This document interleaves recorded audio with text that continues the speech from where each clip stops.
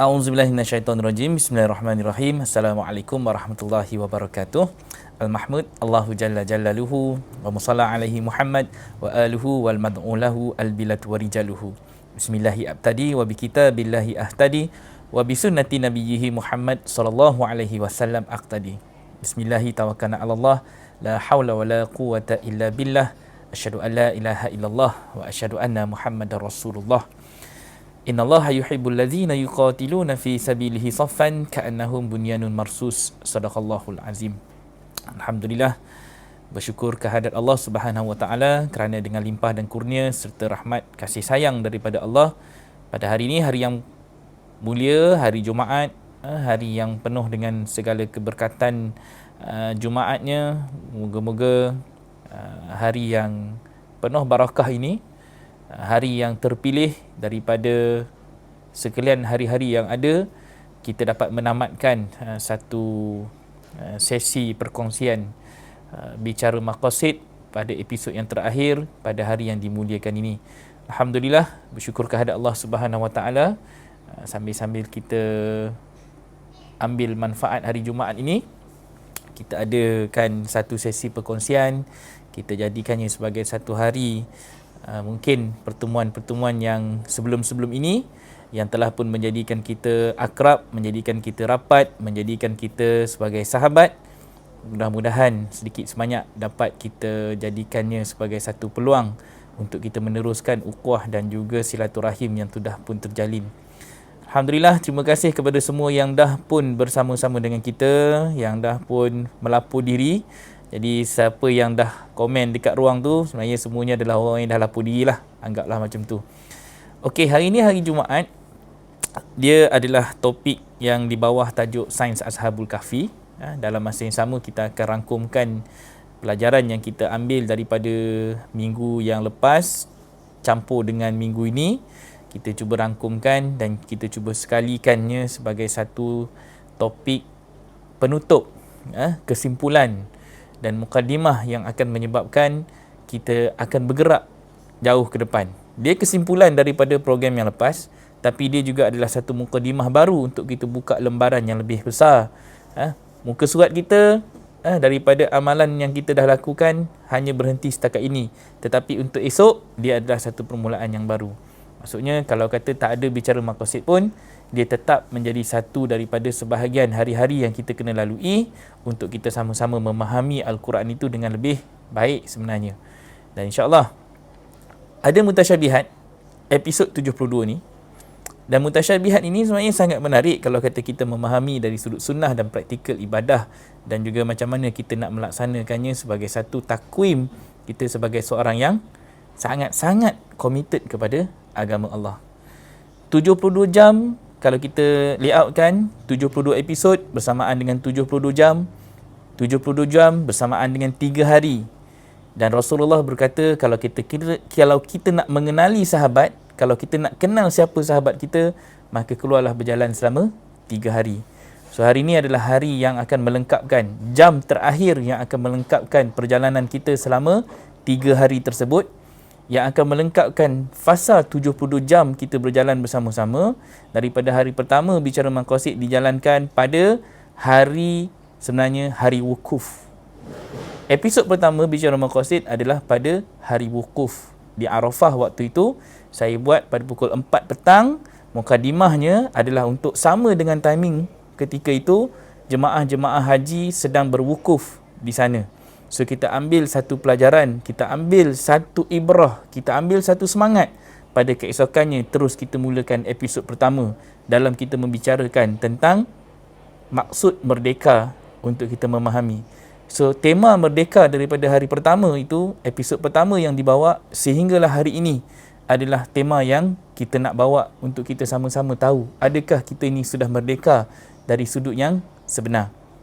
Jiwa kita merdeka, pemikiran kita merdeka, kefahaman kita merdeka, atau kita masih lagi duduk di dalam satu kepungan, satu kurungan. Kalau baca Al-Quran, kita masih lagi duduk dalam kurungan. Kita baca, bila kita baca wa kadzalika auhayna ilaika, kita membaca ka itu masih lagi kita letakkan kurungannya kepada Nabi Muhammad contohnya. Kita membaca dalam Al-Quran itu, bila kita jumpa perkataan-perkataan tertentu ditunjukkan kamu, kita akan baca Muhammad lagi. Kita akan membaca kitab, kita akan baca Taurat lagi. Jumpa perkataan kitab, kita akan baca tentang umat-umat terdahulu. Kita akan baca dalam kamu, kaum Yahudi, kamu, Nasrani. Kita cuma nampak mereka sahaja yang di-highlightkan. Tetapi kita tak sedar, sebenarnya di dalam ayat-ayat itu, kamu yang sebenar itu sedang menunjukkan kepada diri kita yang sedang membaca Al-Quran ketika itu. So kita kena bijak memahami di manakah duduknya kita dalam setiap ayat-ayat yang sedang kita baca. So daripada episod pertama, daripada hari wukuf, diminta untuk kita berhenti sejenak. Wukuf, wukuf, wakaf, berhenti, stop semua aktiviti yang kita ada untuk kita fokus kepada satu usaha, kembali balik merujuk menjadi orang yang arif. Wukuf di Arafah cerita tentang kearifan. Macam mana kita nak menjadi orang yang arif? Daripada arif kita jadi ma'ruf. Amar ma'ruf nahi mungkar. Itu adalah bicara solat. Macam mana kita nak menjadi orang yang mampu menegakkan balik agama, mendirikan balik agama, menegakkan balik Islam, mendirikan balik perintah yang ada di dalam solat untuk kita mencegah keji dan mungkar seluruh umat manusia. Nak bermula dengan seluruh umat manusia, kita kena bermula dengan diri sendiri. Diri sendiri hidup dalam skop yang mudah, skop yang kecil daripada keluarga kita dulu. So ini adalah perjalanan kita yang kita berjalan. Sedikit demi sedikit daripada episod pertama sampailah hari ini, episod yang terakhir, 72 episod, 72 jam, 3 hari kita berjalan. Saya rasa saya berbesar hati sebenarnya, sebab matlamat kita sebenarnya kita tidak mengumpulkan orang ramai. Matlamat kita guna ayat yang Allah nampakkan, illa qalila, kecuali sedikit. Dan sedikit itulah yang berjaya kita kumpulkan. Sedikit itulah yang ada dekat dalam komen-komen yang di sini. Sedikit itulah yang sedang aktif, yang sedang jadi orang yang committed, yang banyak meluangkan masanya, banyak menghabiskan ruang yang ada pada dirinya untuk study, untuk membaca, untuk menulis nota, untuk menyalin apa yang kita sampaikan dan kongsikan pula kepada sahabat-sahabat yang lain di dalam grup sahabat bicara maqasid. Yang aktif itulah adalah orang-orang yang sebenarnya Allah dah ketuk hati anda. Allah dah kejutkan diri anda. Allah dah bangunkan jiwa anda. Sekarang ini masa untuk kita berjalan jauh lagi ke depan. 3 hari kita berjalan bersama-sama, dia sudah menampakkan siapa kita yang berkehendak kepada agama. Daripada semua itu adalah orang-orang yang terpilih. Terpilih kerana mereka memilih. Dan mereka itu dipilih kerana mereka adalah orang-orang yang nak mukhlisin lahuddin. Ini antara benda yang kita nak kena faham. Di hujung topik perbincangan pada pagi ini, saya nak merangkumkan konsep siapakah orang-orang yang ikhlas, yang Allah pilih menjadi mukhlis dan akhirnya menjadi mukhlas. 3 elemen daripada ikhlas menjadi mukhlis, lalu dia adalah orang-orang yang mukhlas. Ini antara benda yang kita sama-sama kena baca dan kena faham. Siapakah golongan-golongan yang Allah memilih untuk dipilih sebagai hamba-hamba yang terpilih. So kita duduk di akhir zaman, adakah kita nak jadi orang yang menonton sahaja dunia ini sedang melalui kehancuran, sedang jatuh, sedang jahanam, sedang dirosakkan? Adakah kita sebahagian daripada penonton, atau kita antara orang yang menyumbangkan kepada kerosakan tersebut, atau kita nak menjadi orang yang memilih sebagai orang yang mendokong tiang agama yang sama-sama sedang jatuh ditelan oleh agenda dan propaganda Dajjal. Apa yang berlaku depan mata kita hari ini, setiap kerja buat manusia yang berlaku di depan mata kita hari ini, apa saja kerosakan yang kita lihat, baik dari sudut akhlak, doktrin, kefahaman agama, kerosakan akidah, pendidikan, ekonomi, apa saja yang kita nampak sedang berlaku di depan mata kita, sebenarnya itu hanyalah satu benda yang kesan dan akibat daripada perancangan-perancangan halus, kasar, strategi yang licik yang dah dibuat oleh Dajjal.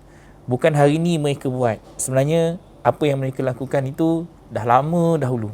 Hari ini mereka cuma tuai, harvest apa yang dah pun mereka rancang, apa yang dah pun mereka buat, dan apa yang dah pun mereka lakukan dahulu lagi. Sebelum nenek moyang kita lagi, sebelum kita lahir lagi, sebelum kita kenal dunia lagi, mereka sudah pun menyediakan satu agenda propaganda yang sangat-sangat licik.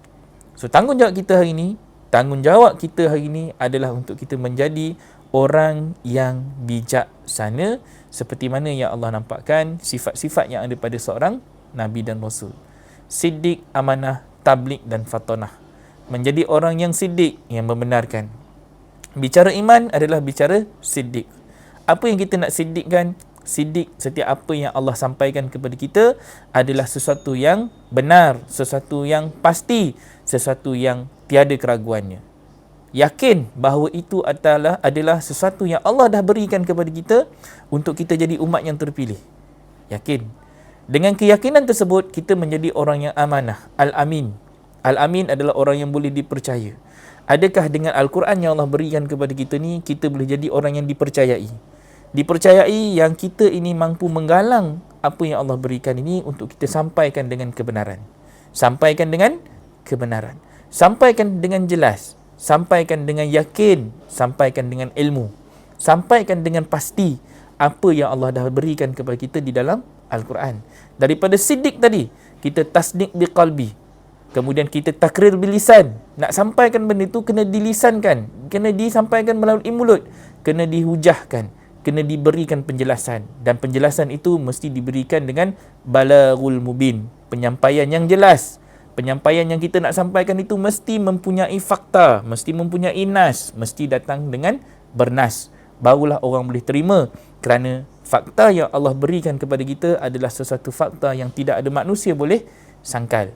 Kita nak jadi orang yang bercakap senada dengan apa yang Nabi sampaikan pada umat-umat terdahulu. Dan kita nak mewakili satu organisasi yang sebenarnya membawa agama Islam ini daripada zaman Nabi-Nabi terdahulu lagi. Mereka itu adalah institusi kerasulan. Mereka itu adalah institusi Nabi-Nabi yang Allah nampakkan an-nabiyyin was-siddiqin was-syuhada was-salihin. Inilah golongan-golongan soleh yang mana kerja buat mereka ini adalah untuk memperbaiki balik kerosakan-kerosakan umat manusia. Kita nak join mereka ataupun kita memilih jalan kita sendiri. Kita nak duduk bersama-sama mereka ataupun kita nak memilih kelompok kita sendiri. Memilih dunia kita sendiri. Mereka dah menunjukkan jalan ke syurga. Kita adakah orang yang duduk nak kepada syurga yang mereka dah cipta, mereka dah tunjukkan jalan yang lurus, mereka dah duduk bersama-sama, ataupun kita nak duduk dekat jalan yang lain daripada apa yang Allah dah tunjukkan. So pilih yang mana yang kita nak jadi. Pilih jalan mana yang kita nak guna. Atau kita masih selesa dalam kebengkokan kita, duduk di dalam ruang orang-orang yang jahiliah. Mereka adalah golongan-golongan kanan yang duduk dalam golongan-golongan yang fatanah, yang bijaksana. Mereka menyampaikan dengan penuh bijaksana, meminjam kebijaksanaan Allah. Al-Hakim yang Allah jadikan sebagai satu ruang macam mana mereka nak jadi orang-orang yang mampu berhukum, mampu berhujah, mampu bercakap, mampu menyampaikan yang hak, mampu menegakkan yang benar. Atau kita masih lagi nak jadi orang yang jahil, orang yang tak tahu, orang yang toro, orang yang lara, hidup dalam dunia kita yang penuh dengan angan-angan. Pilih antara dua jalan. Wahadaina najdain, dan kami tunjukkan kepada mereka dua jalan. Kita dah berjalan selama 72 jam. Bayang 72 jam kalau kita duduk bertalaki bersama-sama tanpa tidur, tak keluar makan, duduk 72 jam yang berkualiti. Saya, anda yang menonton berkali-kali, kalau banyak kali tonton, kalau banyak kali tengok, buat revision. Bayangkan ini adalah 72 jam zakat masa yang kita dah keluarkan, kita laburkan, kita dah gunakan 72 jam daripada nyawa yang Allah bagi ni hanya semata-mata kita nak committed mencari agama Allah ni balik. Kita nak cari balik benda yang hilang dalam hidup kita. Benda yang sudah tiada di dalam rumah kita. Benda yang tidak ada di dalam masyarakat kita. Benda yang Allah dah pernah bagi kepada Rasul-Rasul terdahulu. Allah bagi ilmu ini kepada mereka-mereka yang layak untuk membawanya.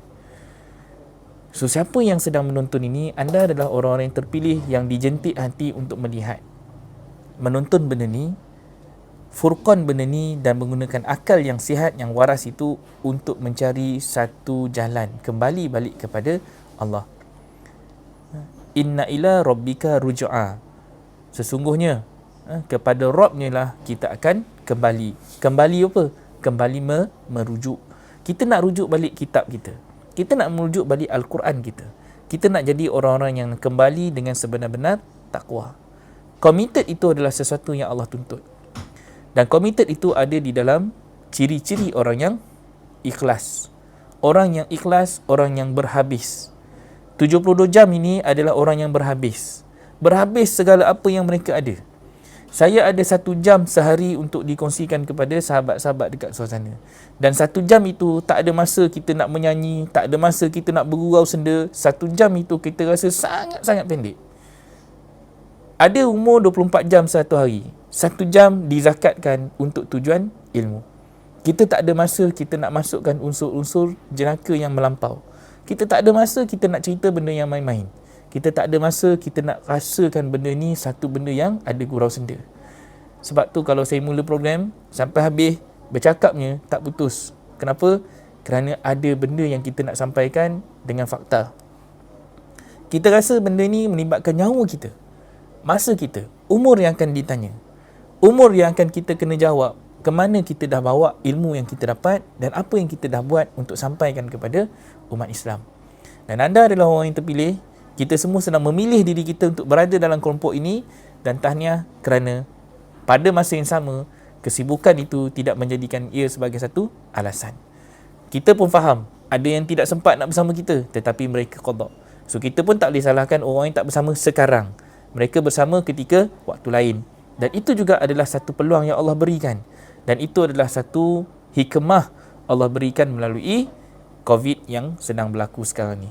Dengan isu-isu yang berlaku sekarang ni, kita dapat satu ruang 72 jam bersama-sama, dan dia sudah pun begitu padat dengan 3 hari perjalanan yang Nabi nampakkan satu sunnah berjalan untuk kita menilai, untuk kita memahami siapa orang-orang yang sedang bersama dengan kita. So kita dah berjalan dengan maya, kita dah berjalan dalam urusan-urusan agama hari ini, dalam urusan yang kita cuba susunkan dengan topik-topik yang tertentu, dengan point-point of view yang kita cuba tarik balik kita semua kembali balik kepada instrumen sebuah keluarga. Dan kita nak, kalau boleh, semua kita faham ke mana kita nak pergi dengan Al-Quran yang kita dah dapat ni. Al-Quran yang Allah dah beri kat rumah kita, dalam rumah kita, di tangan kita, ke mana hala tuju yang kita nak bawa. So ini soalan-soalan yang kita kena tanya. Yang mana pergi umrah, kita dah berjalan hampir 12 hari bersama-sama. Tetapi daripada 12 hari itu, berapa jam saja kita dapat bertalaki, duduk dekat Masjidil Haram, duduk dekat Masjidil Nabawi. Mungkin ada yang terlebih dapat duduk bersama-sama sambil makan, mandi, kibas lah apa semua bagai. Tapi dia tidak dapat straight perkongsian yang betul-betul direct seperti dalam program macam ni. Saya tidak ada ceramah-ceramah khusus, melainkan ini adalah satu ruang yang kita dapat kongsikan pengalaman yang ada dekat RPWP, ilmu yang ada di sini, penjabaran yang kita dapat, macam mana kita kupas dan macam mana kita nak sampaikan kepada anda semua. As good as, cuba bayangkan kalau esok kita mati, kalau esok kita sudah tidak ada di dunia ini lagi, kalau esok kita sudah dijemput Allah, kalau esok kita sudah ditamatkan riwayat kita sebagai manusia yang boleh berjalan dekat atas muka bumi ini, apa yang kita nak buat dengan masa yang ada, dengan ilmu yang terbatas, dengan waktu yang sangat terhad ini, untuk kita pastikan Islam yang ada di depan mata kita ini tertegak. Anak-anak yang ada di depan mata kita ni, kita nak tinggalkan dalam keadaan mereka mampu untuk berdikari, independen sebagai seorang manusia. So adakah kita masih lagi nak bermain-main, ataupun apa yang kita rasa peranan yang kita kena buat dalam tempoh masa yang ada ni? Cari jalan dan cari jalan. Carilah wasilah, Allah kata surah 5 ayat 35 tu, carilah wasilah. Wasilah yang Allah bagi sekarang ni ada banyak. Ada banyak ustaz-ustaz, ada banyak golongan agamawan, ada banyak orang yang boleh menyampaikan ilmu, tetapi pilihlah yang mampu untuk membawa kita kembali balik ke jalan Allah dengan sebenar-benar takwa. Takwa adalah committed. Adakah kita committed? Pergi dengar ceramah, buka YouTube, how committed kita untuk kembali balik kepada ilmu tadi. Dengar sekali lalu di telinga, masuk telinga kiri, keluar telinga kanan. Adakah kita hanya jadi orang yang macam tu? Dengar dekat YouTube, kita jadi orang yang mampu untuk bergelak ketawa, seronok mendengar hiburan-hiburan, tetapi dalam konteks agama. Kelakar dengan apa yang disampaikan, hujah yang diutarakan, tetapi adakah dia membangkitkan jiwa kita? Adakah kita rasa kita dikobarkan dengan semangat nak kembali balik kepada Allah as good as Nabi sedang duduk depan mata kita menuntut satu amanah yang dia dah bagi kat kita? Adakah kita jadi orang yang begitu lalai terhadap apa yang Allah dah sampaikan, ataupun kita jadi orang yang betul-betul nak jadi manusia yang berguna, bermanfaat atas manusia yang lain? Sebaik-baik manusia adalah yang bermanfaat kepada orang lain. Sebaik-baik orang yang belajar Al-Quran adalah mereka yang menyampaikan dan mengajarkan Al-Quran. So kita nak jadi orang yang mengajar balik benda yang kita dah dapat. So 72 jam, ada 3 benda yang penting. 72 jam bersamaan 3 hari. 3 hari terkait dengan 3 takbir. 3 takbir terkait dengan mabadi salasah. 3 yang terkait dengan rububiyahnya, terkait dengan ubudiyahnya, terkait dengan mulkiyahnya. 3 elemen yang sangat-sangat terkait. So siapa yang kita nak betulkan? 3 benda ni. Kalau kita tengok musim haji, kita akan terkait dengan 3 hari tasyrik. Kita akan terkait dengan 3 hari kita bermabit di Mina. 3 malam kita duduk dekat Mina. Kita ada malam ke-11, 12 dan 13. Masih lagi 3 malam. Kita ada 3 elemen penting yang kita kena faham. Masuk ke dalam Kaabah, ada 3 tiang. Ada 3 tiang utama yang kita kena tahu. Pergi ke Jamrah, ada 3 tiang. Ada Jamratul Ula, ada Jamratul Wusta, ada Jamratul Kubra. Kita pergi ke dalam Kaabah, kita tengok 3 tiang ini yang mendokong rumah Baitullah, yang mendokong institusi sebuah keluarga Ibrahim. Adanya bapa, adanya ibu, adanya anak. 3 tiang, 3 hari. Rububiyah, mulkiyah dan ubudiyah. Semua ini adalah cerita tentang 3. Kalau orang putih, kalau cerita Nasrani, kalau cerita Kristian, mereka akan kaitkan benda ni dengan Trinity. Itu cerita dia orang lah. Kita letak tepi. Jangan kita duk pening mikir benda tu. Dalam Quran pun Allah sebut, mereka pun ada bicara tentang 3 benda tu. Tapi kita kena tahu apa komitmen kita dengan 3 benda yang Allah sebut tu. Rububiyah, mulkiyah, ubudiyah itu semuanya dikongsikan di dalam Al-Fatihah. Kunci kepada segala bacaan yang ada dalam Al-Quran sebenarnya ada pada Al-Fatihah tadi. Faham Al-Fatihah dan kita boleh jelaskan yang lain-lain itu dengan bukan mudah. Payah juga kita nak baca Quran tu kalau kita tak faham. Sebab kunci dia, trik dia, mutasyabihatnya, strateginya ada dekat dalam Fatihah. Faham Fatihah dan kita tahu macam mana nak berjalan dalam ayat yang lain. Dapat kuncinya dan kita boleh buka ulul albab ni, boleh membuka setiap lapisan-lapisan pintu yang ada. Pintu Al-Baqarahnya, pintu Ali Imrannya, pintu An-Nisa'nya, pintu Al-Ma'idahnya, pintu Al-A'raf, Al-An'am, Al-A'raf, naik kepada Al-Anfal, naik kepada At-Taubah. Terus kita berjalan sampailah kita jumpa surah yang terakhir. Dan 3 ini juga terkait dengan 3 qul. Pergilah ke page yang terakhir, kita akan jumpa Qul huwallahu ahad, Qul a'udzu birabbil falaq, dan akhirnya kita akan jumpa dengan Qul a'udzu birabbin nas. Akhir kan kita kena tahu siapakah yang akan menjadi Rabb kepada manusia. Siapakah hari ini yang menjadi Rabb manusia? Rabb yang menguruskan manusia hari ini. Adakah manusia yang mengurus manusia atau pengatur itu kita kembali balik kepada Allah? Pengaturan itu kita kembali balik kepada basmalah. Pengaturan yang kita kembali balik kepada Allah yang semata-mata pengatur sekalian alam. So kita kena tanya ni, kita ini mengatur anak-anak kita dengan basmalah ataupun tidak? Kita didik anak-anak kita, kita bagi pendidikan kepada anak-anak kita, kita bagi Al-Quran kepada anak-anak kita, adakah mereka tahu apa tujuan mereka kena baca Quran? Jangan tanya anak, tanya bapak dulu. Jangan tanya orang rumah, tanya bapaknya dulu. Sebagai seorang bapa, isteri yang kita nak kena bentuk, ibu yang sedang kita bentuk dan didik ini, dialah yang menjadi guru pertama kepada anak-anak. Daripada hari pertama anak tu keluar daripada perut mak, isteri bertanggungjawab dalam memastikan segala benda yang Allah dah tausiahkan, dah wasiatkan dekat dalam Al-Quran itu disampaikan dengan penuh kasih sayang.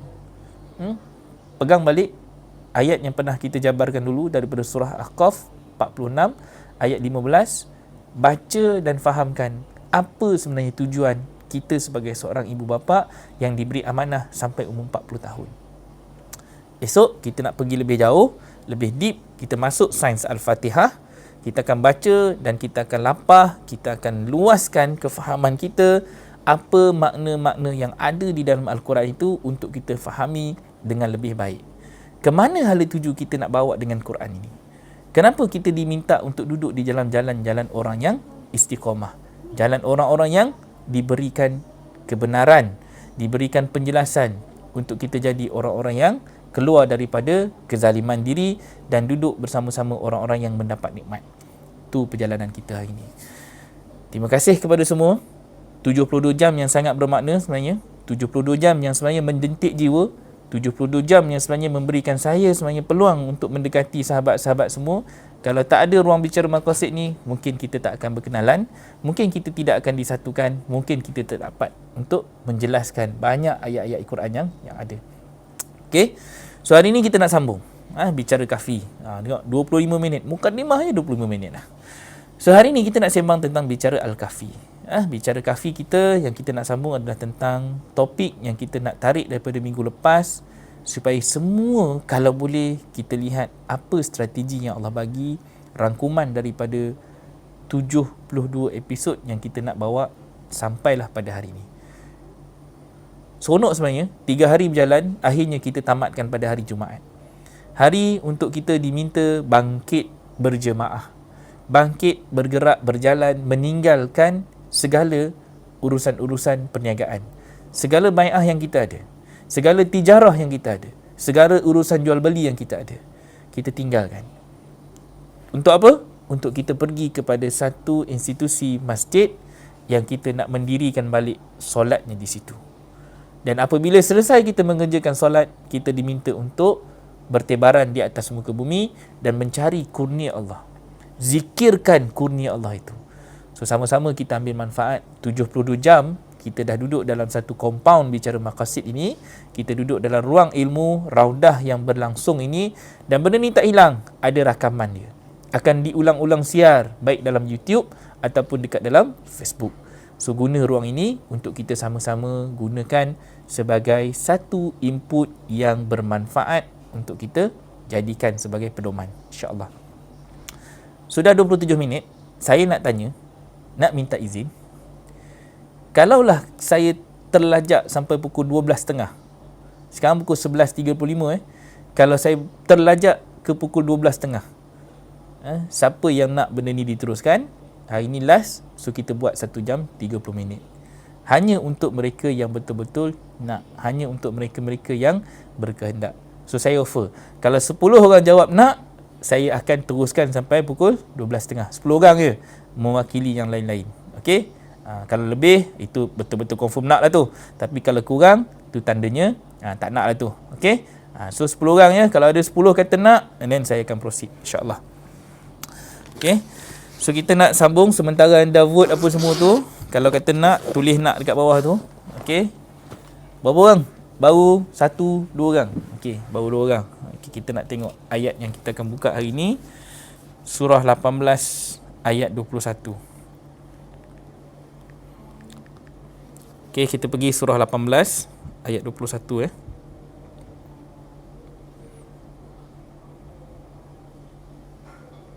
Surah Al-Kahfi. Ayat ni kita buka dah minggu lepas, tapi hari ni penutup untuk topik ni. Okey, dah berapa ramai? 1, 2, 3, 4, 5, 6, 7, 8. Okey, dah lebih 10 dah tu. Tengok Kak Arfa, laju dia cakap. Dia tak nak orang lain cakap kan. Okey, kita buka 18:21 sama-sama. Saya rasa ramai yang dah ada nota dah sekarang ni kan. Nota yang sangat menarik untuk kita kongsikan. Okey, kita check skrin.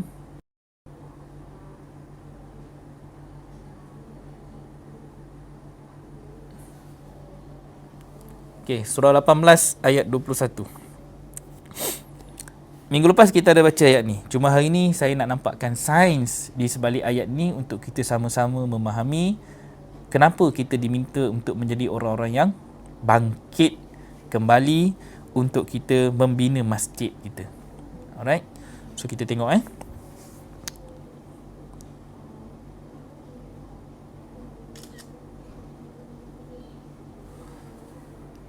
Okey. Sekejap. Tunjuk muka sikit.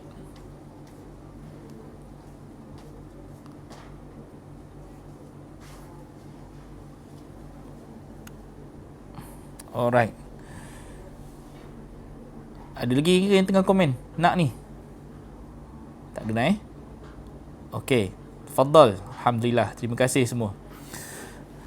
Wa kadzalika aksarna. Dan seperti itu kami perlihatkan atas mereka alaihim liya'lamu anna wa'dallah, agar mereka tahu bahawa janji Allah haqqun, adalah benar, wa anna sa'ah, dan bahawa saat dia kalau ikutkan sa'ah ini dinampakkan sebagai kiamat, tapi sebenarnya saat kebangkitan, sebab itu dipanggil as-sa'ah. Sa'ah itu saat, jam, masa. Sa'ah itu cerita tentang masa. So macam mana kita nak jadikannya sebagai satu saat kebangkitan kita, satu turning point. Once kita dapat benda ni, kita tahu, kita dapat ilmunya, automatically dia menjadi satu bentuk yang gesaan, yang menyebabkan dah tak boleh ni, aku kena bangkit. Dia macam tu.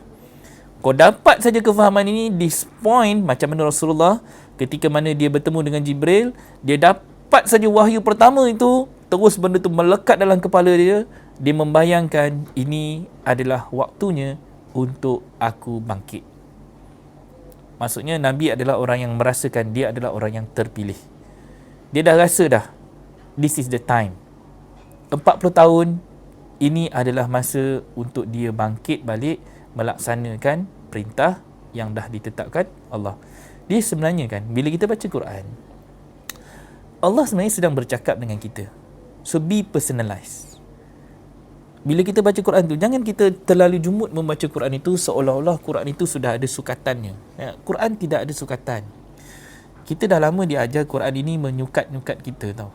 Kita disukat dengan ilmu tajwid. So kita akan fokus tajwid sampai kita lupa Quran ini ada maknanya yang sangat besar. Quran ini sedang menyimpan rahsia yang menunggu siapakah hamba-hambanya yang terpilih untuk membongkar rahsia Quran ini. Siapakah orang yang nak bangkitkan balik ruh yang ada dalam Quran ini, yang nak dibacakan Quran ini dengan ruh, yang nak dibacakan dengan kefahaman, yang setiap ayat-ayat Quran ini bila dibaca, dia menjentik jiwa kita. Dia suruh kita berfikir, kan? Bila Allah kata afala taqilun, kenapa kau tak gunakan akal kau? Dia tanya kita, why? Bagaimanakah kamu ini? Allah dah bagi ayat, Rasulullah dah utus, tetapi kenapa kau masih lagi memilih duduk di dalam kejahilan? So Allah sedang bercakap dengan kita melalui perantaraan wahyu, melalui Al-Quran. So kalau kita hanya baca tetapi kita tidak faham interaksi Allah dengan kita, komunikasi Allah itu sangat dekat dengan kita. Tahu, tidak ada perasaan yang boleh mendatangkan satu rasa seronok sangat bila kita baca Quran. As good as Allah sedang berkata-kata dengan kita menggunakan kalam Allah yang sama seperti mana yang Allah cakap dengan Nabi. Jadi kalau kata kita tak merasai benda tu, dan kita akan jadi orang yang rugi. Kita mencari Allah, kita kata Allah ada di mana-mana, tetapi kita sendiri tak nampak Allah sedang menampakkan dirinya melalui kalam-kalam dia. Allah sedang menampakkan bahasa Allah itu, menampakkan tingginya Allah, menampakkan berkuasanya Allah. Daripada zaman Nabi Muhammad, Allah boleh bercakap dengan kita setiap masa, setiap zaman tanpa ada perubahan makna, menggunakan 6,236 ayat yang sama. Kalaulah Quran ini betul-betul dimanfaatkan oleh setiap orang, setiap umat manusia daripada selepas Rasulullah wafat sampai kepada kita, jika benarlah Islam yang kita bawa ini adalah Islam yang berteraskan Al-Quran yang sebenar, yang hak, yang Allah cakap sekarang ni, yang hak ya, ni yang Allah kata ni, yang hak, yang benar. Dan Allah nampakkan kat sini agar mereka tahu. Sekarang ni kita kena tanya soalan dekat diri kita. Kita dah tahu belum Quran ini sangat besar, mukjizat dia sangat hebat, ilmunya kita dah tahu ke belum? Tapi benda tu Allah kata, benda ni Allah kena perlihatkan, Allah kena saksikan benda ni. So kita kena nampak benda tu, kita kena jadikan benda ni sebagai satu bentuk perintah yang menyebabkan kita nampak visi dan misi. Apa visi dan misi yang Allah nak nampakkan? Adalah suruhan kepada kebangkitan. Seruan untuk kita bangkit. Qiyam. Suruhan untuk kita bangun. Bangkit dalam keadaan kita tidak ada keraguan. Bangkit dalam keadaan kita jelas, kita yakin. Kita faham. Kita nampak benda ni dan kita tahu tidak ada keraguan. Kita tidak ada rasa perasaan yang kita rasa macam kita lost. Kita dah jelas. Kita nampak ini adalah misi hidup kita. Ini adalah satu benda yang kita daripada tak tahu kepada tahu. Daripada kita tak reti kepada reti. Alamal insan nama lam ya'lam, yang mengajarkan manusia apa yang mereka tidak tahu. Tu Iqra. Jadi Quran yang selama ni kita dapat, yang kita tak faham, yang kita tak reti, yang kita tak tahu, hari ni Allah menampakkan satu bentuk bacaan yang hak. Satu bentuk bacaan yang Allah boleh jelaskan inilah yang kebenarannya. Inilah yang betul. Berbanding yang kita dapat selama ini adalah bacaan yang tidak jelas. Baca Quran, baca Quran, tak faham. Baca Quran, tak jelas. Baca Quran, tak reti. Baca Quran, tak tahu. Kita diberatkan dengan bacaan dalam bentuk bahasa Arab yang kita cuba baca tetapi kita tidak tahu. Hujungnya Quran itu menjadi satu bentuk bacaan yang bosan. Bacaan yang kita fed up untuk baca. Why? Kita rasa tertekan, stres. Sampai umur dekat 60 tahun, Fatihah tak lepas lagi. Sebab apa? Makraj tak betul. Kita cuba baca tetapi kita rasa kita tertekan, stres kerana kita rasa kita tak boleh nak baca Quran itu dalam bahasa Arab. Itu yang buatkan kita stres. Tapi nak buatkan kita bangkit menjadi seorang ibu dan bapa yang betul, yang hak, yang benar, yang jelas hala tuju sebagai seorang ibu bapa adalah bacaan yang kita faham. So jangan tertipu dengan apa yang kita sendiri telah pun diacu dengan doktrin-doktrin penjajahan yang lampau.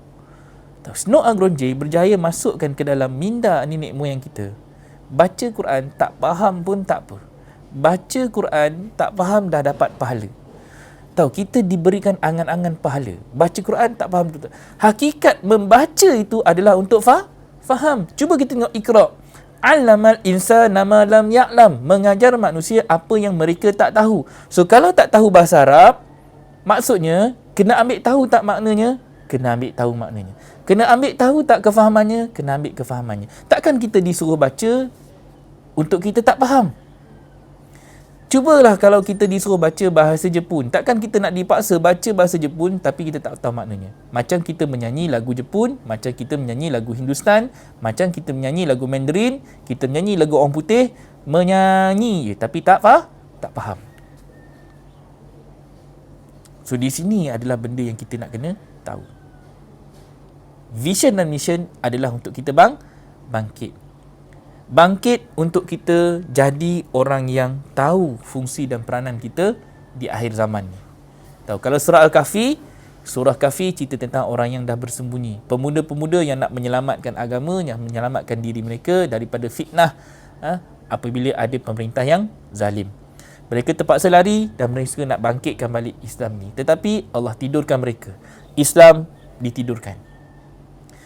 Islam menjadi agama yang disembunyikan buat sementara waktu, hinggalah sampai masanya dia akan bangkit balik untuk dizahirkan. So kita sekarang ni pun kena faham benda yang sama. So iz yatanaza'un, dan ketika mereka berselisih, bainahum amrohum, berselisih di antara mereka dalam urusan mereka. Okay, perhatikan ayat ni. Hari ni dah berapa ramai daripada kita ni berselisih? Banyak tak berselisih? banyak kita berselisih. Bila mana kita berselisih dengan pendapat A, berselisih dengan pendapat B, berselisih dengan orang sana, berselisih dengan orang sini, berselisih dengan fahaman sana, berselisih dengan fahaman sini, berselisih antara tim A, tim B, dengan bermacam-macam pendapat, pandangan, hujah, yang akhirnya kita bersisih di dalam urusan mereka. Ni urusan harian kita, dalam urusan agama kita, dalam urusan ibadah kita, dalam urusan kita nak mendekatkan diri kepada Allah, tetapi kita bersisih. Kawan ni kata A, kawan ni kata B. So kita nak rujuk mana yang betul, yang mana yang tepat? Rujuk Al-Quran. Bangkit balik, refer Al-Quran. Sebab dalam Al-Quran, la raiba fiha, tidak ada keraguan di dalamnya. Dekat mana yang tidak ada keraguannya? Zalikal kitab. Kembali balik kepada kitab. So seruan untuk bangkit ini adalah merujuk kitab. Refer balik kepada benda yang sudah jelas Allah sebut di dalam Quran. Benda yang sudah sedia ada di dalam Quran, tapi kita tak pernah nak korek. Sebab apa? Sebab kita bergantung kepada pendapat-pendapat manusia yang kita cari. Dan bila kita dah duduk dengan satu pendapat, kita tak boleh terima pendapat orang lain dan kita akan bergaduh. Tahu, di sinilah wujud perselisihan yang tidak sihat. Tahu. Kita nak cari satu benda yang hak, yang benar. Masalah hari ni, yang hak itu duduk dekat dalam timbunan benda-benda yang batil. Itu kebenaran. Dia duduk di dalam timbunan benda-benda yang batil. Nak cari yang baik, kena lihat di celah-celah yang buruk. Itu yang kita lihat sekarang ni. Semua ramai pakai tudung, tapi dalam pakai-pakai tudung tu semua, tahu, bukan semuanya kita boleh lihat yang baik. Sebab apa? Sebab macam kita cerita tadi, benda tu tersimpan dalam dada, tersimpan dalam pakaian. Nak baik itu hanya terpancar melalui akhlak.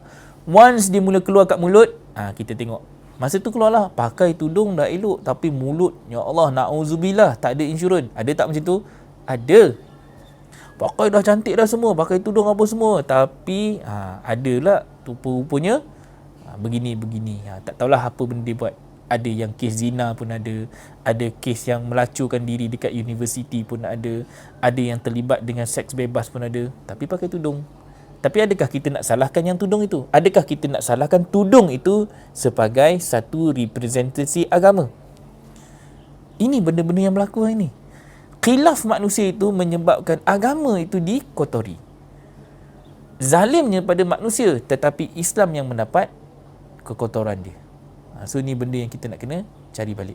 So khilaf, ketika mereka yatanaza'un, ketika mana mereka ini berselisih, ketika mana kita ini dalam perselisihan, sebab Allah cakap apa? Allah akan berikan kita satu bentuk kabar. Apa kabarannya?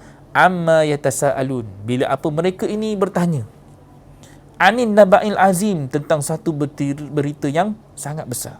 Yang kita nak sampaikan ni besar tak? Besar. Hari kiamat bukan cerita benda kecil. Tapi kalau kita tunggu hari kehancuran itu, hari itu baru kita nak bangkit, dah lambat ke belum? Lambat. So Allah bagi satu visi dan misi ke arah menuju hari kebangkitan. Hari kita kena bangkitkan dulu jiwa kita, persiapkan diri kita untuk menghadapi hari itu. Katakanlah waktu itu kita akan nampak ada dua pasukan yang sedang berlawan. Ada tak ayat Quran ada mengatakan ada dua pasukan bertemu? Ada.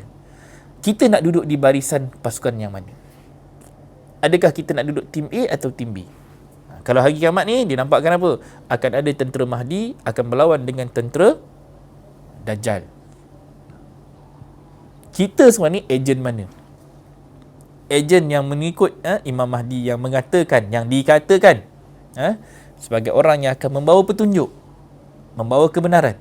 Takkan kita nak tunggu Imam Mahdi? Takkan kita nak serahkan benda ni dekat Imam Mahdi? Takkan kita nak katakan, oh tak apalah, nanti Imam Mahdi datang, dia akan selesaikan ni. Apa tanggungjawab kita? Apa kerja kita? Mempersiapkan diri ke arah tu.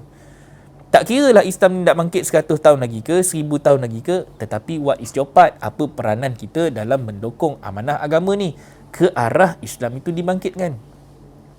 What is your vision? What is your mission? Hari ni kita sibuk hantar anak kita ke sekolah. Kita sibuk nak anak kita dapat ijazah. Kita nak anak kita jadi doktor yang bertauliah. Kita nak jadi engineer. Kita nak anak kita jadi macam-macam. Tapi di mana ruang kita nak jadikan anak kita ini sebagai orang yang menegakkan agama? Tegakkan agama dengan akhlaknya, tegakkan agama dengan kata-katanya, tegakkan agama dengan pemikirannya, tegakkan agama melalui perbuatan. Tahu? Sebab tu tasdik ini, iman ini bicara je tasdik bil qalbi, takrir bil lisan, kemudian wa akanu bil amal, hujungnya kena amal. Itu iman. Kalau kita yakin dengan, sebab tu kalau tengok anak-anak muda kita ini, kenapa dia dengan TikTok? Kenapa dia dengan YouTube? Kenapa dia bersungguh-sungguh nak jadi YouTuber? Kerana dia yakin dengan jadi YouTuber itulah dia jadi kaya. Dengan jadi YouTuber itulah dia boleh buat duit. Kenapa dia yakin? Dia sungguh-sungguh nak jadi player bola. Sebab dia yakin ni, kalau aku sungguh-sungguh main, training, jadi pemain bola nanti, aku mampu untuk wakil negara. Aku boleh jadi macam ni, hidup aku dapat macam ni. Keyakinan itu ditanam, tapi bukan untuk agama, tetapi untuk memenuhi keperluan dunia. Anak kita bersungguh-sungguh untuk jadi doktor, kita hantar pergi jadi doktor, hujungnya jadi doktor, dapat jadi doktor, berjaya jadi doktor. Tapi adakah kita berjaya mendidiknya jadi doktor yang berteraskan agama? Ada basmalah untuk dia jadi doktor. Main bola, ada basmalah untuk dia jadi main player bola. Basmalah ini sesuatu yang ada dalam Quran, doktrin dan fahaman agama yang Allah lekatkan dalam jiwa kita untuk dia jadi orang yang bertakwa, committed kepada agama. Tapi kalau kata kita jadi manusia yang committed kepada siapa? Committed kepada Dajjal, committed kepada siapa pun, orang-orang yang akhirnya kita terkait dan terlibat dengan benda yang merosakkan kita. Kita tak sedar ni. Dalam hari-hari kita dah buat kerja, sebenarnya kita sibuk dengan urusan Dajjal. Kita tak sibuk dengan urusan Allah. Kita sibuk dengan urusan-urusan yang melibatkan agenda dan propaganda yang mereka sudah design untuk kita menjadi ejen-ejen kepada pasukan mereka. Kita tak sedar. Dalam kita nak meninggikan dasar agama, tapi sebenarnya kitalah yang merobohkan agama. Kita tak sedar. Cari balik, design balik keluarga kita ni. Design balik rumah tangga kita ni. Design balik rumah yang kita bina hari ni. Design balik. Itu dipanggil remodeling. Dipanggil reinstallation. Kita nak kena buat balik. Sebab apa? Sebab Allah sebut dalam ayat yang seterusnya. Tengok Allah kata apa?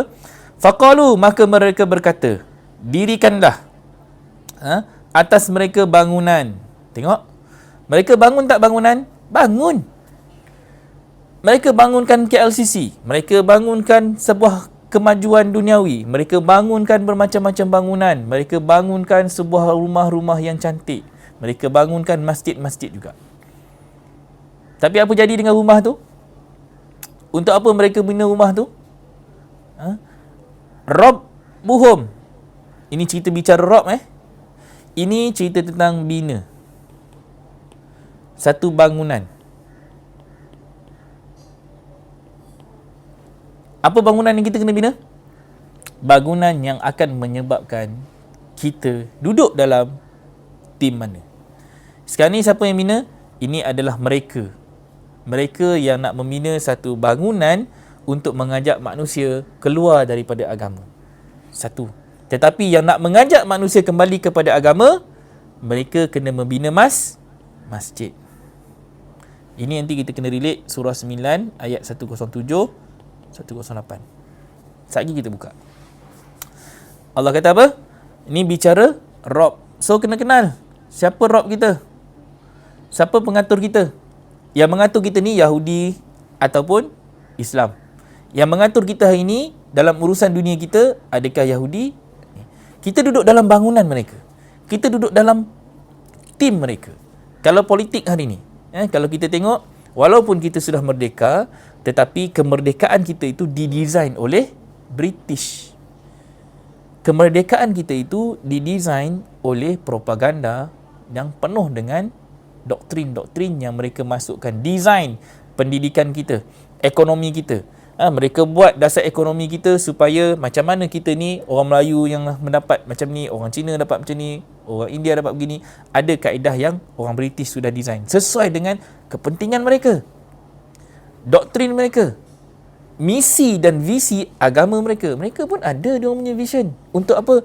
Untuk memesongkan akidah kita, untuk memastikan Islam tidak bangkit. Ada tak? Ada. So di situ kita kena cari jalan. Macam mana kita nak jadi orang-orang yang bangkit. Bangkit bukan sekadar jadi manusia yang hanya duduk dan terperangkap dalam bangunan mereka. So di sini kita kena faham. So Rabb a'lamu. Ni bicara ilmu. Tentang apa? Tentang ilmu. So mereka pun masuk dalam instrumen pendidikan dalam jiwa kita. Mereka masuk untuk mereka buat apa? Menguasai kita. So kita sekarang ni sedang dikuasai siapa? Adakah propaganda, doktrin dan juga segala benda agenda-agenda mereka itu berjaya telah pun menyebabkan kita dikuasai?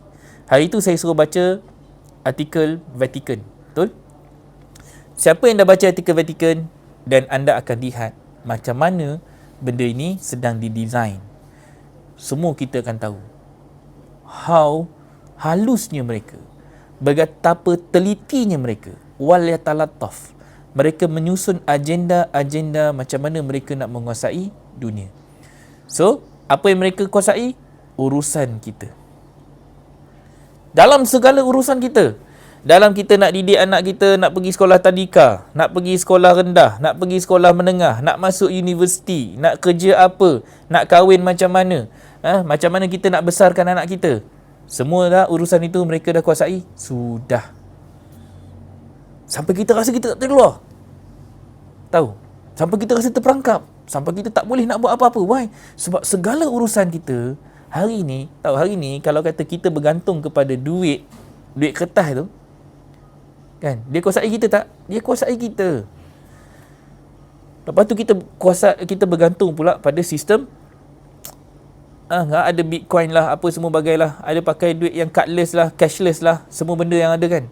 Habis. Lepas ni, bila mereka buat satu agenda untuk menutup satu benda tu, gone. Dia penjarakan kita dalam rumah kita. Hari ni bergantung pada wifi. Anak-anak bergantung pada gadget. Anak-anak bergantung kepada hiburan yang ada dalam TV. Anak-anak bergantung kepada hiburan yang ada dekat dalam handphone. Satu masa nanti bila benda ni tak ada, dan tiba-tiba anak kita jadi jam. Dia jadi orang yang tak reti macam mana nak kembali balik kepada akar kayu. Kembali balik kepada dunia yang ada tanah. Tak reti nak bertukang, tak reti nak bercucuk tanam. Kita tak reti, kita tak diajar untuk survive. Sebab tu Nabi, dia bina apa-apa pun, dia bina masjid, dia bina daripada tangan dia sendiri. Dengan tangan dia sendiri, dengan modal dia sendiri, dengan apa yang ada ketika itu. Sebab tu masjid itu bersatu dan menyatu. Masjid Quba, dia dapat menyatukan sahabat-sahabat yang datang daripada Mekah waktu itu sebelum mereka masuk ke dalam satu fasa yang lebih besar, iaitu fasa Madinah. Masuk saja ke Masjid Nabawi, satu lagi masjid didirikan. Satu lagi penempatan baru yang dibina. Untuk apa? Untuk mereka bangkitkan balik Islam antara Muhajirin dan Ansar disatukan. Itu dalam urusan mereka. Nabi bangkitkan sebuah masjid sebagai satu contoh. Sampel bina dengan apa yang kita ada. Hari ni kalau kita nak tengok rumah tangga kita dibina dengan apa yang kita ada. Rumah kita kahwin ada yang berhutang. Jadi apa yang kita ada tak? Hari pertama nak kahwin tu, nak mendirikan masjid. Tahu nak mendirikan masjid, nak bina rumah tangga ni, kita dah terpaksa hutang. Bukan duit sendiri, duit orang. That's why bila anak-anak kita ni ada kesan-kesan sampingan, tak dengar cakap, isteri kita tak boleh dibentuk, apa semua, adalah sebab-sebab begini. Ada unsur riba yang telah pun dah masuk dalam rumah tangga kita. Banyak benda lagi yang kita kena faham. Kereta, nak bina rumah tangga, kereta pun kita kena, memang ada urusan jual beli. Tetapi di situlah ada instrumen yang sangat halus yang menyebabkan orang menguasai kita. Dan kita jadi stres. Kita kena committed. Dah kahwin pun, kita committed kena bayar hutang sana, bayar hutang sini. Komitmen kita, kerja bagai nak gila.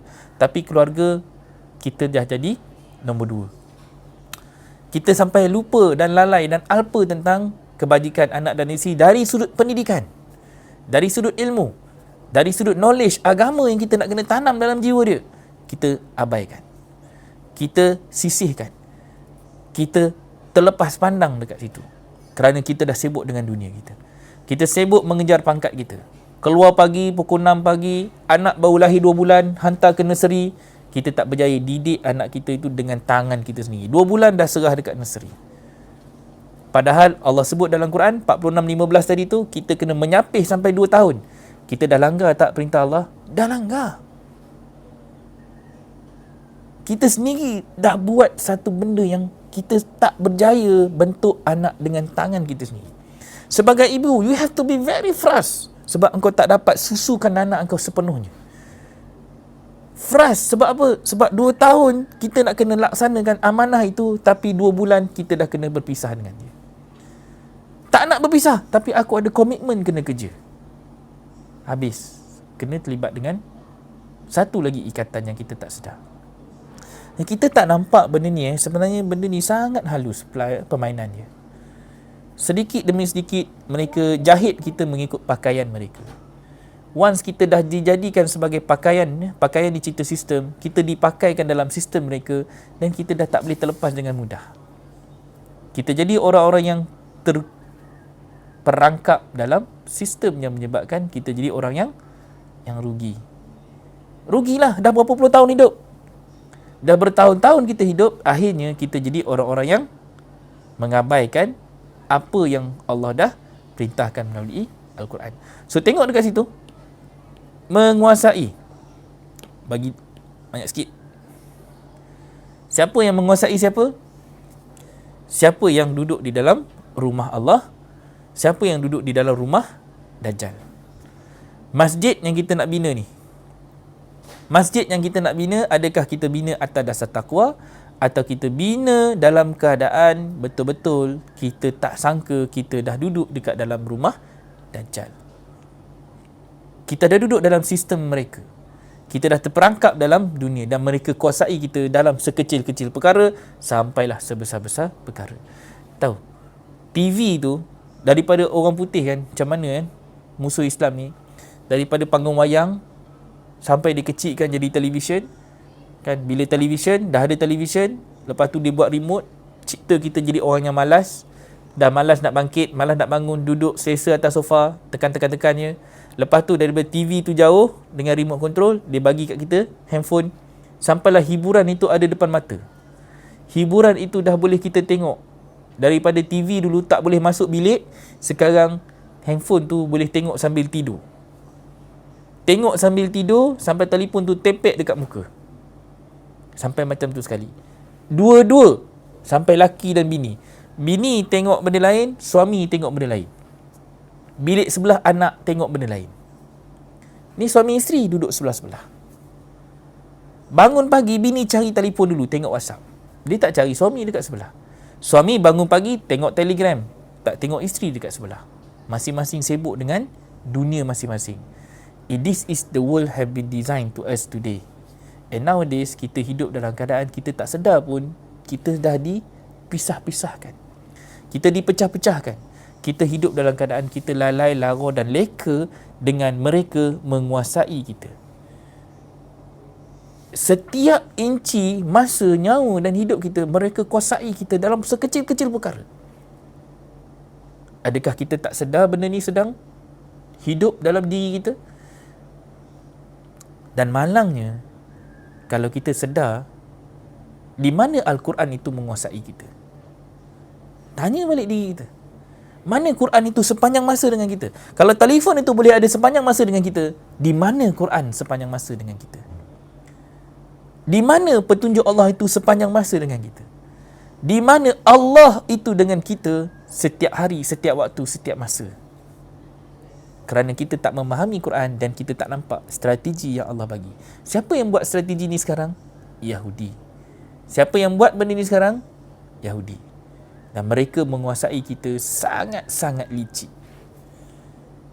Allah huyuk. Allah yang gaib sekarang ni. Gaib betul. Gaib terus. Tak ada dalam jiwa anak. Tanya anak apa itu Islam, tanya anak apa itu iman, tanya kenal tak Nabi, tanya kenal tak Rasul. Tak, anak kita kenal artis.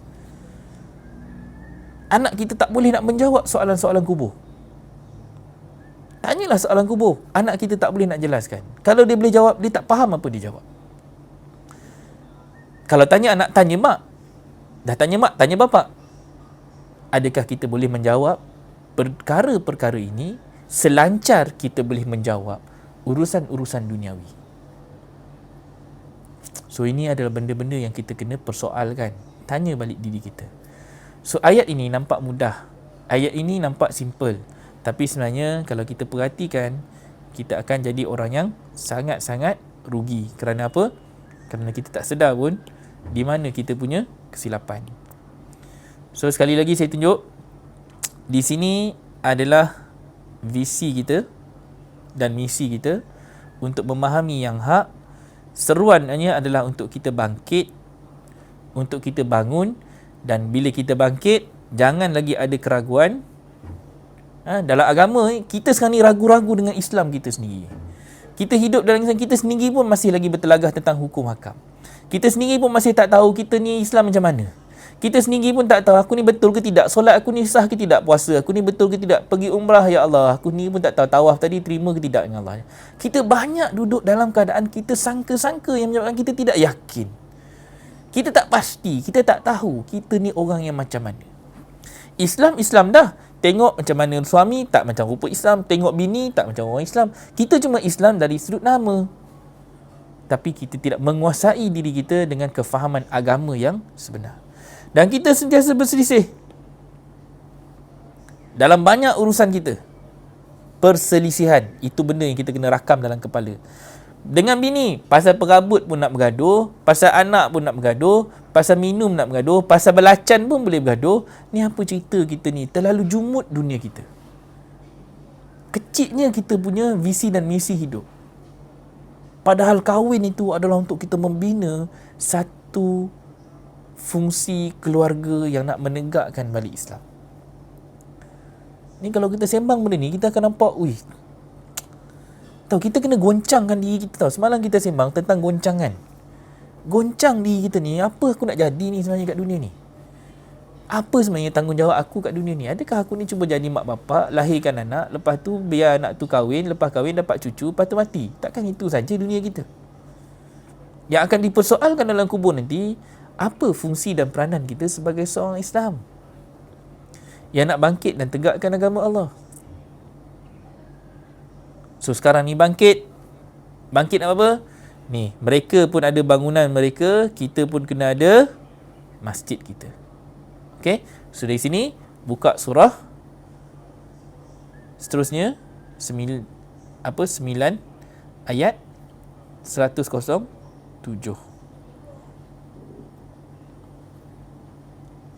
Nah, itu kita buka 109 dengan 110 kan.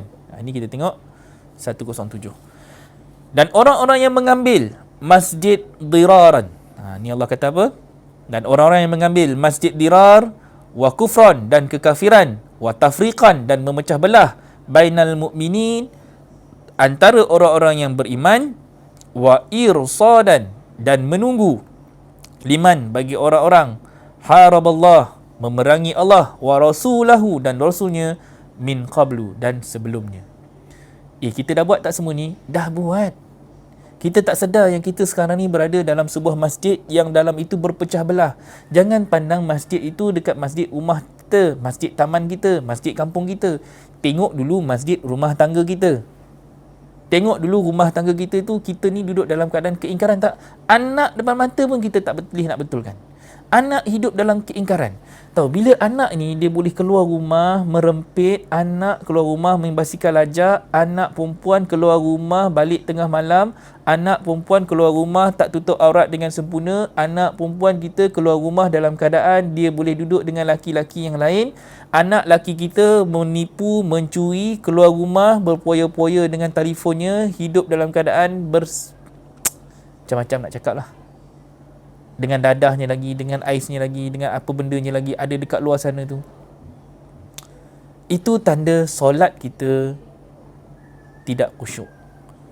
Jangan kita hanya lihat pada solat yang ritual, solat yang actual. Solat kita tidak fokus. Tidak fokus dalam mendidik anak dengan kaedah yang betul. Kita jadi ibu bapa yang kalah kepada tuntutan nafsu dunia anak-anak kita. Kita sendiri pun kalah. Kita sendiri pun tewas dengan nafsu kita sendiri. Kita duduk dalam kekafiran dan dalam itu juga berlakunya tafriqan, perpecahan. Anak dengan kepala anak, mak kepala mak, bapak kepala bapak. Pecah belah. Letak telefon, tiga-tiga bergaduh. Gaduh. Kita tidak bersatu. Kerana harta, kita bergaduh. Kerana makan pun boleh bergaduh. Jadi ini antara benda yang kita kena pandang. Ini kita cerita dalam skop keluarga tau. Ini tak cerita dalam skop yang lebih besar. Dalam skop masyarakat, skop negara, skop dunia. Lagi besar kita nampak. Kalau kita tengok dunia, mana dunia ni? Hari ni negara-negara Islam kita bersatu? Tak. Negara-negara Islam pun berpecah. Saudi dengan cara Saudi. Kita di Nusantara dengan cara kita Nusantara. Kita ada sebelah kita ada Brunei, Darussalam. Kita di Indonesia sebelah kita. Pun kita boleh bergaduh dalam urusan tertentu. Negara Islam tidak bersatu. Selepas kekhalifahan 1924, semuanya sudah berpecah belah. Dipecah belahkan oleh siapa? Oleh apa yang Yahudi Nasrani dah bangunkan. Tadilah ayat tadi tu. Ayat 18-21. Mereka bangunkan sistem mereka, mereka bangunkan fahaman mereka, mereka bangunkan idea mereka sehingga orang Islam berpecah belah, terkeluar daripada penyatuan. Keluar. Dan inilah tujuan Masjid Dirar itu didirikan, untuk memecah belahkan umat Islam. Ini zaman Nabi kalau kita baca, zaman kita pun dah berlaku, sedang berlaku dan pasti akan berlaku lagi di masa depan. Siapa yang nak memerangi Allah dan Rasulnya? So hari ni kita kena sedari, apa saja perbuatan kita sebenarnya kita pun sedang memerangi Allah dan Rasul tak? Ya. Selagi mana kita tidak ikut balik kitab dan sunnah, kita gagal untuk membawa anak-anak kita kembali kepada Allah dengan sebenar-benar takwa, kita juga sedang memerangi Allah dan Rasul. Selagi mana anak kita tak tutup aurat dengan sempurna, selagi mana anak-anak kita boleh keluar berpoya-poya, boleh keluar berdating, boleh pergi tengok wayang tanpa, kita nampak benda tu kecil. But this is the system yang menguasai kita. Inilah sistem yang menguasai kita. Kita tak sedar ni, sekecil-kecil benda dia menguasai kita. Facebook, berapa banyak kita dikuasai dengan Facebook sampai kita lupa diri. Suami, isteri bercerita dekat dalam tu, itulah ruang sehingga kita boleh mencari hiburan yang kadang-kadang melampaui batas. Nak seks bebas, dalam Facebook ada, dalam Telegram ada, WeChat ada, WhatsApp pun ada. Dah boleh. Kalau tak kuat iman, siapa saja pun boleh terpengaruh. Ini benda-benda yang menguasai kita hari ini. Sambung, walayah lifu, dan sungguh mereka telah pun bersumpah, in aradna, tidak kami menghendaki illa husna. Tengok, apa saja benda yang dibuat, semuanya mengatakan untuk atas dasar kebaikan. Betul. Selalunya benda-benda yang besar yang berlaku ni atas dasar niat kebaikan. Kita nak buat baik, hujungnya dia jadi benda yang buruk. Sebab apa? Sebab kadang-kadang basmalahnya tak betul. Ceritanya basmalah je. Niat nak tolong orang, hujungnya jadi tak betul. Ini benda-benda yang kita nak kena perhatikan. Banyak benda ni. 2-3 hari lepas pun saya ada jumpa dengan pasangan suami isteri, pun sama juga. Niatnya awalnya baik, tapi sekarang keluarga dalam keadaan porak-peranda. Berapa kali isteri minta tuntut cerai. Suami menerakakan isteri hanya kerana tidak ada ilmu. Ini benda yang sangat-sangat besar yang berlaku depan mata. Kadang-kadang tak terfikir dek minda, benda kecil kita boleh bergaduh laki bini. Saya rasa kalau saya pun tak memahami Quran ini dengan sebenar-benar penjelasannya, saya sama juga macam orang luar juga, tak duduk dalam PWP, mungkin masalah keluarga saya pun lagi besar yang saya tak rasa. Benda tu berlaku depan mata lah. Wallahu yashhadu innahum, dan Allah menyaksikan sesungguhnya mereka lakazibun, sebenarnya adalah seorang pendusta. Mereka ini adalah pendusta. Sebelah berapa lama dah kita mendustakan agama? Berapa lama dalam kita menjadikan rumah tangga kita itu lakonan kita, tempat kita menjadi hanyalah sebagai orang yang fasik, berpura-pura. Kita ada mengaku Islam, kita dapat Al-Quran tetapi kita tidak kenal Al-Quran, kita tidak beriman dengan sebenar-benar imannya, kita tidak faham Al-Quran dengan sebenar-benar kefahaman. Dan itulah rumah tangga yang kita sedang bina hari ini. Rumah tangga yang kita duduk di dalamnya dalam keadaan kita tidak memahami apa yang kita buat. Kemudian Allah kata apa? Ayat 108, la takum fihi abadan. Janganlah berdiri di dalamnya selama-lamanya. So ingat, Allah perintah apa? Jangan berdiri di dalamnya selama-lamanya. So dah nampak? Janganlah duduk lagi dalam bangunan tu. Jangan duduk lagi di bawah pengaruh Dajjal. Jangan jadikan rumah tangga kita syurga Dajjal. Jangan selama-lamanya kita berdiri di dalam tu. Allah tak bagi berdiri. Kalau berdiri dalam tu, Allah kata fawailul lil musallin. Maka celakalah orang-orang yang solat. Celaka. Kerana solat mereka itu hanyalah untuk menunjuk-nunjuk, Allah cakap. Kita nak tunjukkan rumah kita ni cantik. Sebab apa? Sebab Nabi dah kata, akhir zaman, masjidnya indah tapi kosong daripada petunjuk. Rumah kita ni nampak gah, nampak hebat, kereta besar, rumah besar, tetapi kosong daripada petunjuk. Jahil dalam rumah tangga tu. Tak dapat bentuk isteri, tak dapat bentuk anak. Itu satu kerugian yang kita kena. Mungkin ada yang berjaya, tapi adakah kita hanya nak lihat kejayaan itu satu tanda saja? Sedangkan kita kena perhatikan apa tanda-tanda yang lain. Tanda yang menyebabkan kita sedar yang kita semakin jauh daripada Allah. Kena sedari. Kemudian Allah kata apa? La masjidun ussisa. Sebuah masjid yang didirikan ala taqwa, atas dasar taqwa, min awwali, daripada hari pertama. Tengok ya, perkataan yang saya nak highlightkan kat sini, min awwali. Jadi kita ni nak kena tahu satu benda. Pertama, Allah tak bagi kita berdiri lama dekat dalam tempat tu. Sesungguhnya masjid yang didirikan daripada hari pertama lebih berhak. Ni banyak kali dah kita nampak kan? Tapi perkataan awal.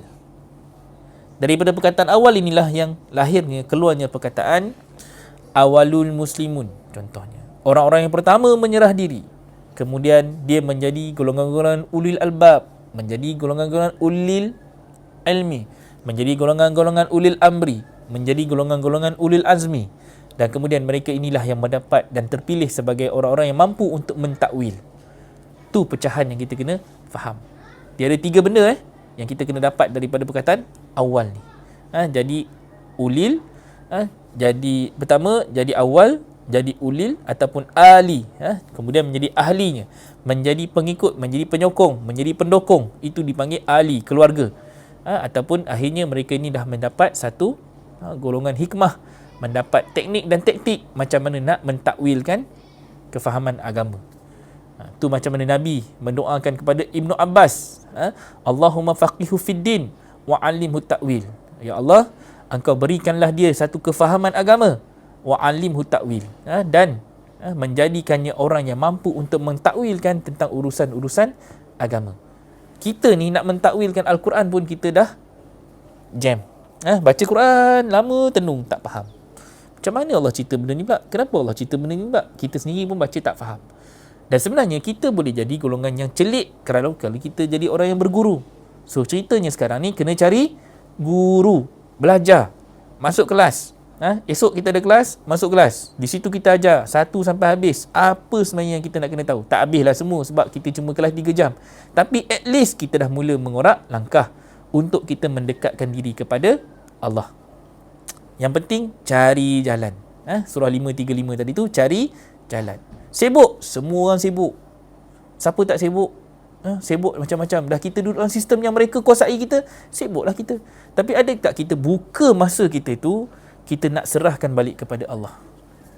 Lapangkan masa kita tu untuk kita kembalikan balik kepada Allah.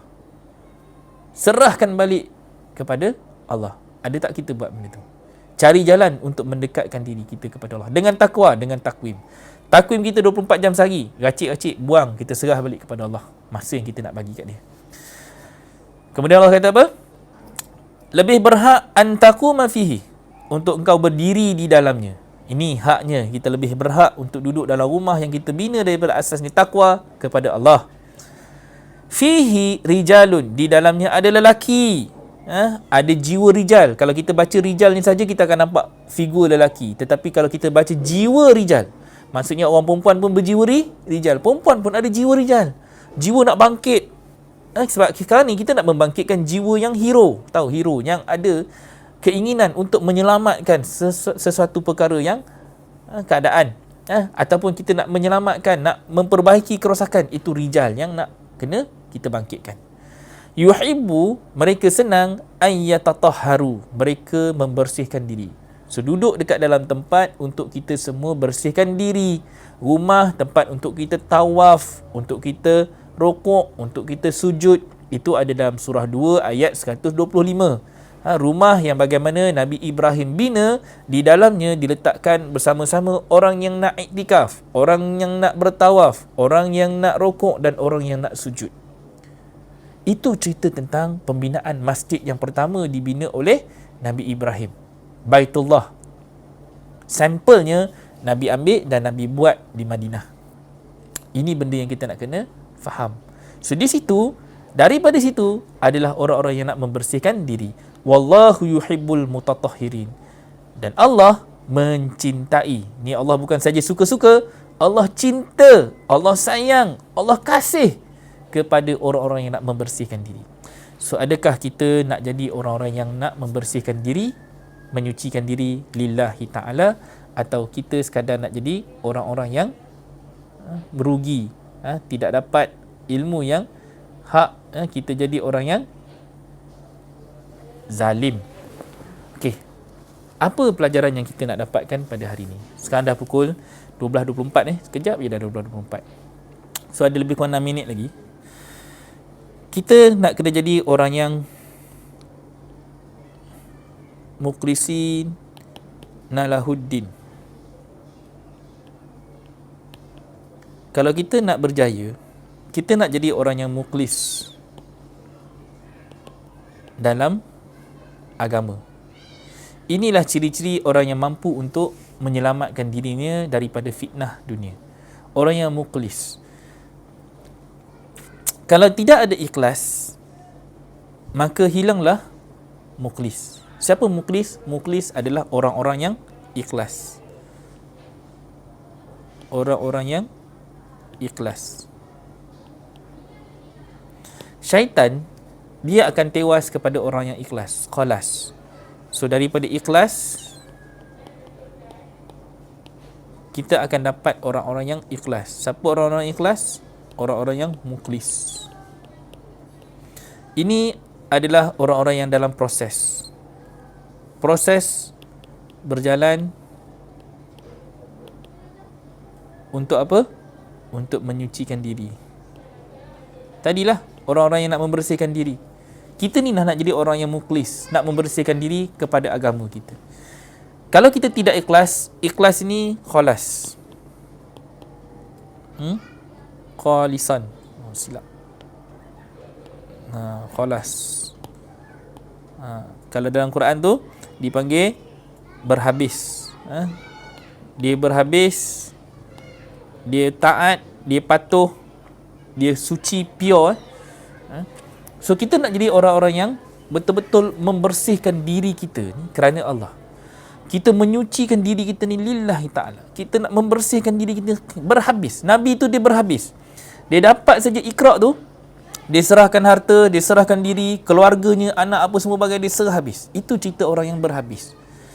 Syarat nak melaksanakan agama ni, nak membangkitkan agama ni, kita kena berhabis. Itu cerita ikhlas.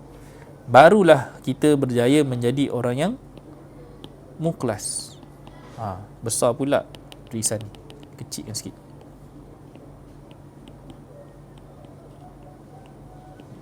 Barulah kita mampu untuk jadi orang yang mukhlas. Siapakah mukhlas di sini?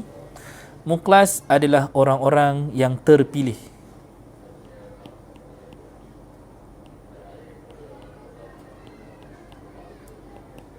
Insan terpilih. Terpilih untuk dia melaksanakan misi dan visi agama ni. So adakah kita ni dah berjaya menjadi orang yang mukhlas? Ataupun kita masih belum lagi ada keikhlasan di dalam beragama? Kita masih lagi 50-50. Tahu? Berhabis ni 100%. 100%. Apa yang kita ada semua kita bagi. Itu berhabis. Tapi kalau kita masih 50-50, Duduk antara orang-orang yang nak beriman dengan Allah ataupun nak duduk dengan sistem Dajjal. Duduk antara dalam tu. Kalau dalam surah 5 ayat 50 ni, Allah tanya 50-50 tak kita ni? 5-50 kan? 5-50 Allah tanya antara hukum Allah atau hukum jahiliah. Nak yang mana? Pilih. Nak yang mana? Allah bagi kita dua jalan, kiri atau kanan. Pilih nak duduk mana? Syurga atau neraka? Pilih. Nak duduk di mana? Antara yang hak dengan yang batil. Pilih. Nak duduk di jalan yang mana? So di sini kita sebagai orang yang kena tahu di mana kedudukan kita, di mana diamnya kita, di dalam rumah, di dalam masjid yang mana. Masjid dirar atau masjid yang dibina atas dasar takwa. Masjid yang kita jadi orang-orang yang betul-betul committed. Committed, engkau kena berhabis, engkau kena khalas. So adakah kita dah jadi orang yang mukhlas, orang yang terpilih untuk membangunkan balik agama ini, untuk membangkitkan balik Islam ini, untuk sama-sama kita bangunkan balik agama yang semakin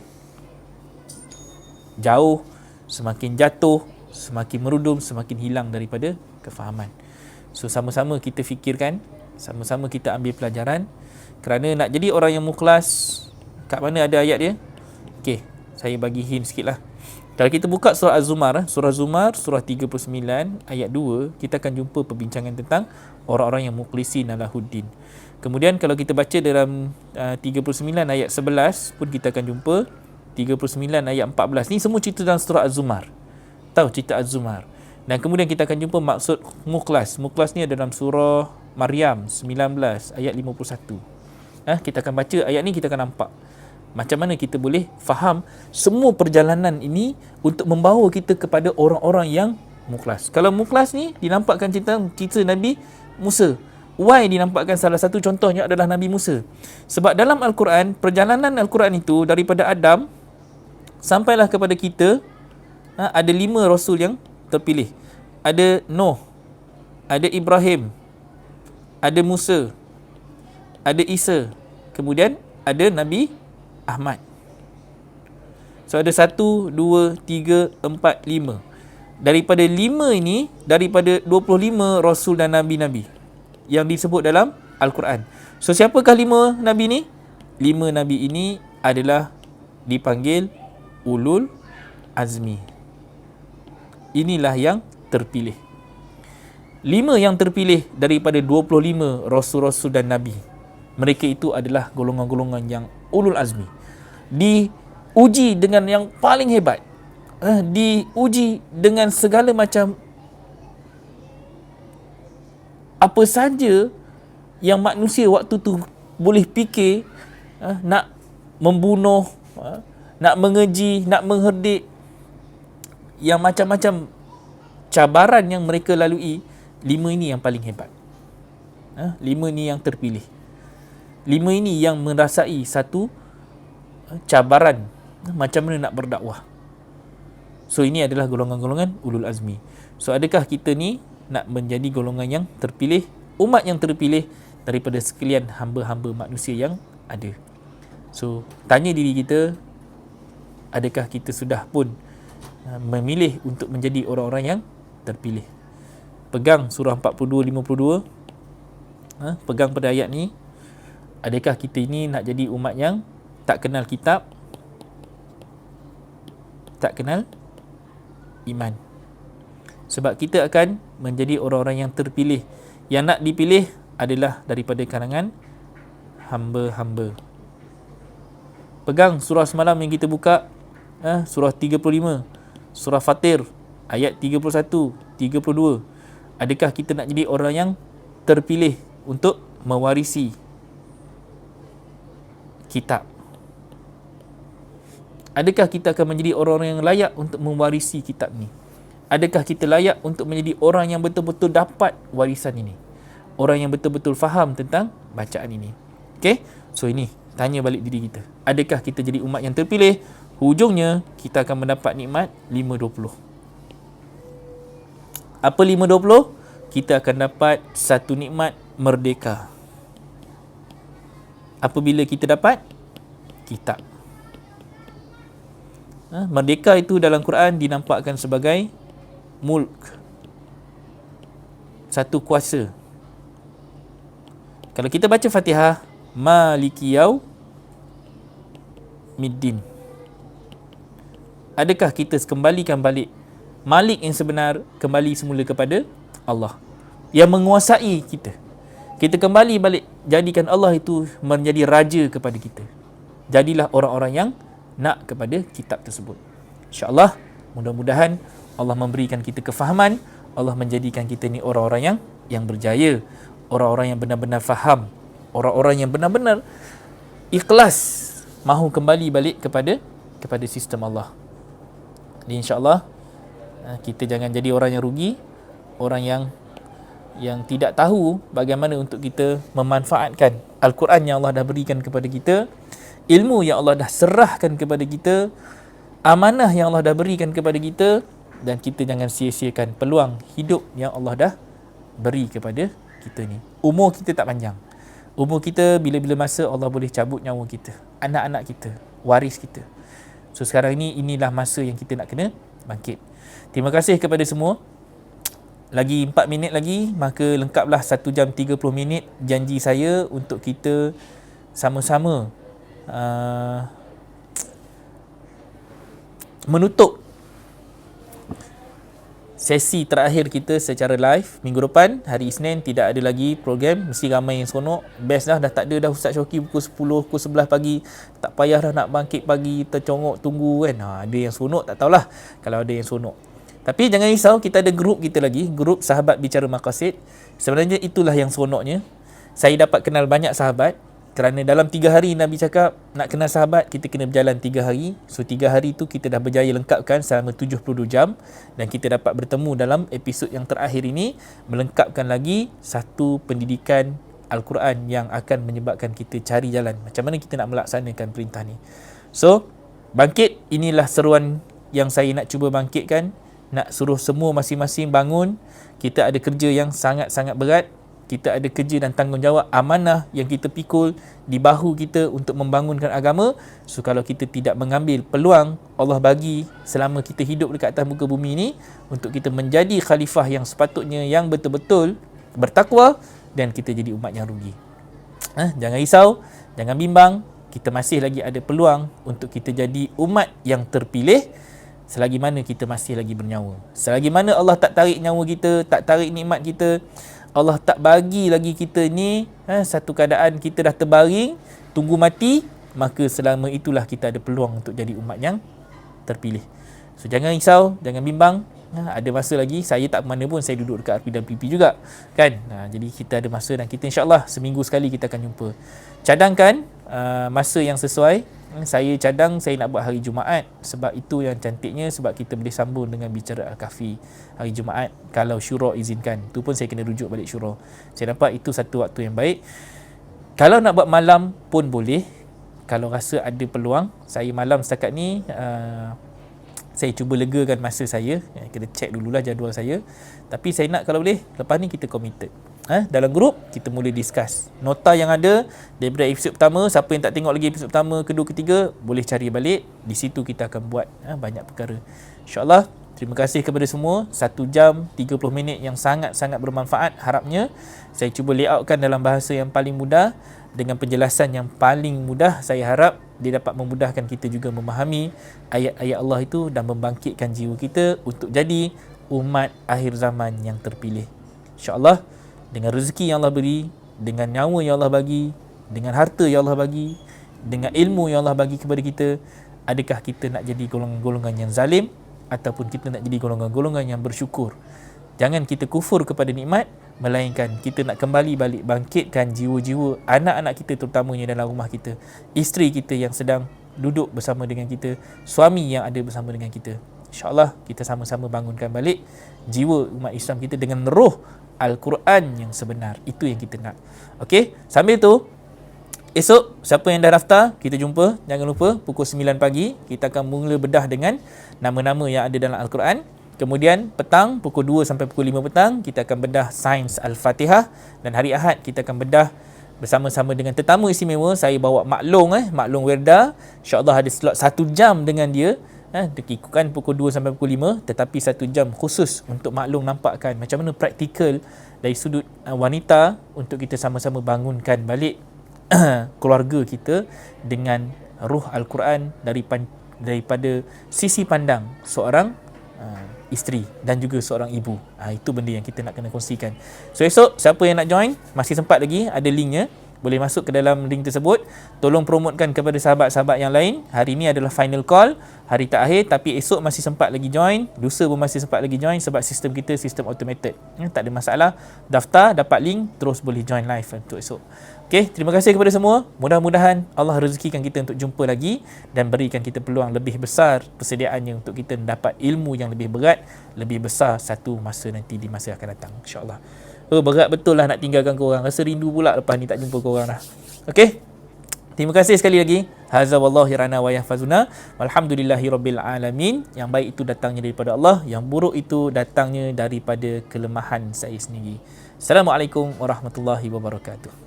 Jumpa esok.